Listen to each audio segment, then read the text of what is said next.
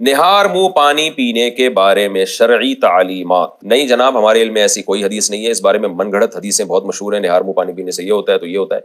शरीयत में इस बारे में कुछ भी नहीं है, क्योंकि आप सल्लल्लाहु अलैहि वसल्लम का जो शोबा था वो मेडिकल साइंस नहीं था, आपका शोबा है अखलाकियात। इंसान को इंसान बनाना नबी की जिम्मेदारी थी, तो कुछ चीजें मेडिकल साइंस के बारे में नबी ने बताई हैं, लेकिन आपका असल टॉपिक ये नहीं था। तो इस बारे में बहुत ज्यादा लोग, हकीम लोग बहुत गुलू करते हैं। अब तो तिब्बे नबवी के नाम से किताबें छप रही हैं, मुझे आज तक ये समझ में नहीं आई है कि तिब्बे नबवी के क्या मतलब है।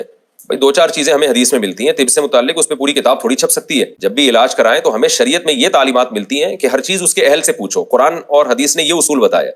तो मेडिकल साइंस के बारे में कुरान और सुन्नत ने उसूल बता दिया कि माहिरीन से पूछो। उलिल अम्र में जो मैं तफसीर बयान करता हूँ और मुफस्सिरीन ने जो तफसीर बयान किया, अतियुल्लाह व अतियुर रसूल व उलिल अम्री, हर चीज उसके अहल से पूछी जाएगी।